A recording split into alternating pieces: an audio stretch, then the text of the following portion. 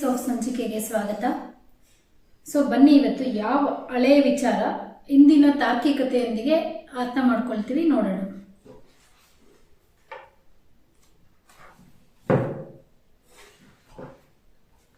ಬೆಳಗ್ಗೆ ಎದ್ದ ತಕ್ಷಣ ಸೂರ್ಯನಿಗೇಕೆ ನಮಸ್ಕರಿಸಬೇಕು? ಇದನ್ನು ನಾವು ಕೇಳ್ತಾ ಬಂದಿದ್ದೀವಿ ಅಲ್ವಾ.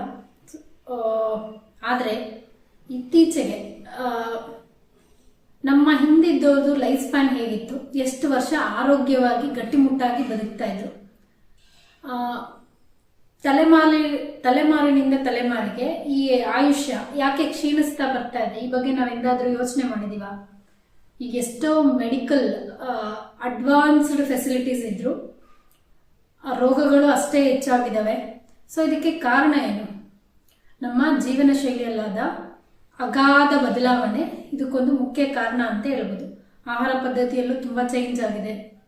ಬನ್ನಿ ಹಾಗಾದ್ರೆ ಸೂರ್ಯನಿಗೆ ಬೆಳಗ್ಗೆ ಎದ್ದ ತಕ್ಷಣ ಯಾಕೆ ನಮಸ್ಕಾರ ಮಾಡಬೇಕು ತಿಳ್ಕೊಳ್ಳೋಣ. ಮನೆಯಲ್ಲಿ ಹಿರಿಯರಿದ್ದರೆ ಅವರು ಬೆಳಗ್ಗೆ ಎದ್ದಾಕ್ಷಣ ಮುಖ ತೊಳೆದುಕೊಂಡು ಒಮ್ಮೆ ಹೊರಗೆ ಹೋಗಿ ಸೂರ್ಯನನ್ನು ನೋಡಿ ನಮಸ್ಕಾರ ಮಾಡುತ್ತಾರೆ. ಇದು ಕೇವಲ ಸಂಪ್ರದಾಯವಲ್ಲ, ಒಂದು ಆರೋಗ್ಯಕರ ಆಚರಣೆ. ಏನಿದರಿಂದ ಇರೋ ಆರೋಗ್ಯಕರ ಆಚರಣೆ?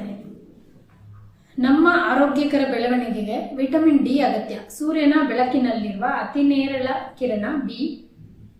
ಸೂರ್ಯನ ಬೆಳಕಿನಲ್ಲಿ UVA, UVB ಹಾಗೂ UVC ಎನ್ನುವ 3 ನಮೂನೆಯ ಕಿರಣಗಳಿರುತ್ತವೆ. ಇವುಗಳಲ್ಲಿ UVB ವಿಟಮಿನ್ ಡಿ ಉತ್ಪಾದನೆಗೆ ಉಪಯುಕ್ತ. ನಮ್ಮ ಚರ್ಮದ ಮೇಲೆ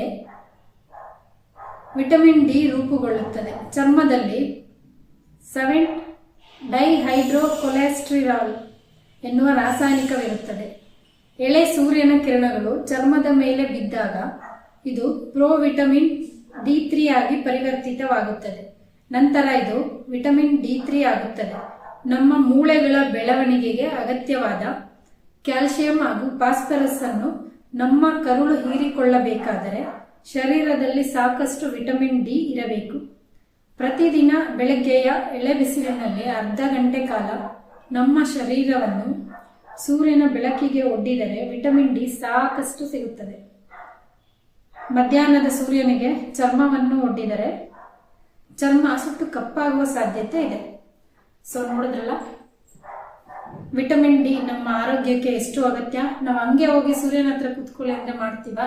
ಏನೋ ಅದಕ್ಕೆ ಕಾರಣ ರೆಡಿ ಇಟ್ಟಿರ್ತೀವಿ.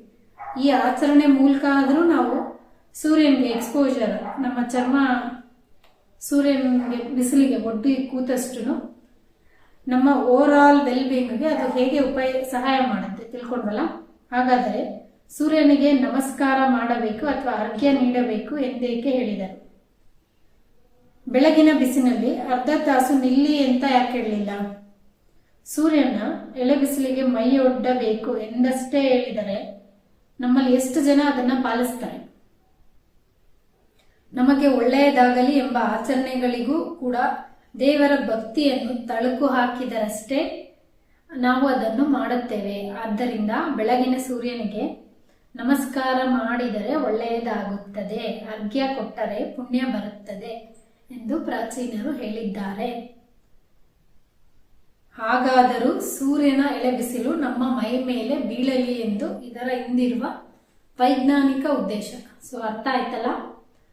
ನಮ್ಮ ಪೂರ್ವಜರು ಏನೇನು ಆಚಾರಗಳನ್ನ ಪಾಲಿಸ್ಕೊಂಡು ಬಂದಿದಾರಲ್ಲ, ಅದರಿಂದ ಸೈಂಟಿಫಿಕ್ ರೀಸನ್ ಹೇಗೆ ಹಾಸುಹೊಕ್ಕಾಗಿದೆ ತಿಳ್ಕೊಂಡ್ಬಲ್ಲ. ಧನ್ಯವಾದಗಳು.